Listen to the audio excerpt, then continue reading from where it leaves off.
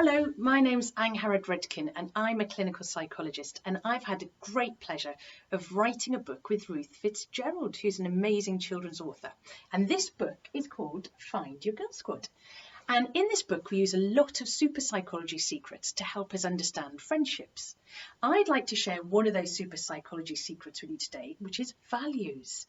What do I mean by values? Values are the things that we stand for, that we represent.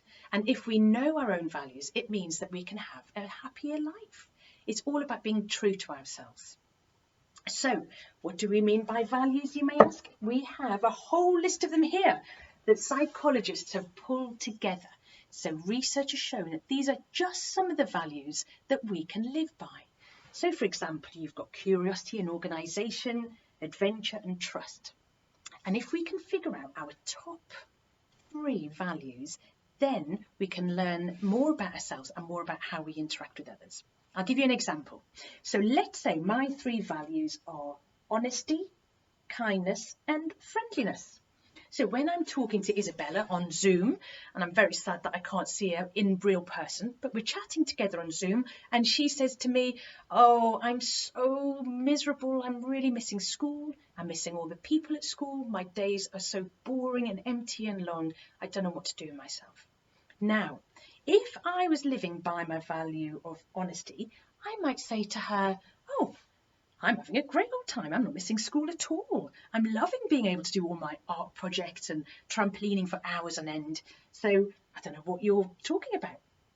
Then that might be living by my value of honesty, but it wouldn't really be living by my value of kindness and friendliness.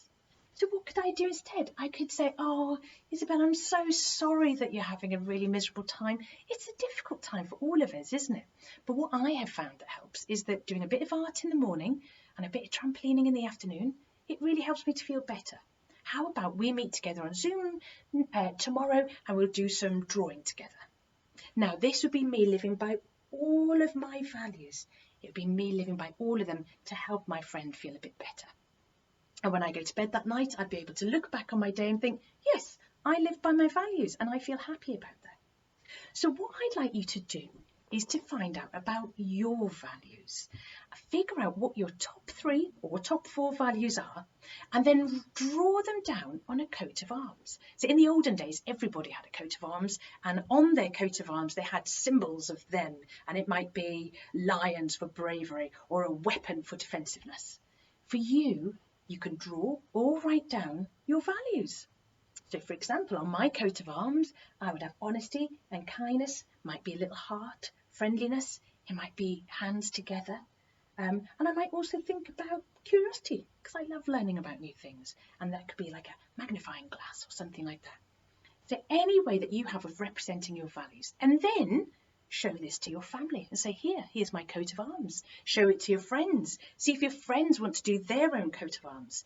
And then you can learn about your values and their values.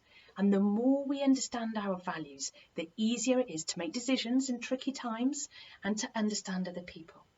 So Poppy, our character in Find Your Girl Squad, when she begins to understand what her values are and she begins to understand her friends' values, then things make more sense to her.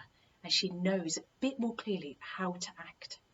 So I hope that's of some help to you, and I hope that you have great fun doing your coat of arms with your values, and take care. Bye bye.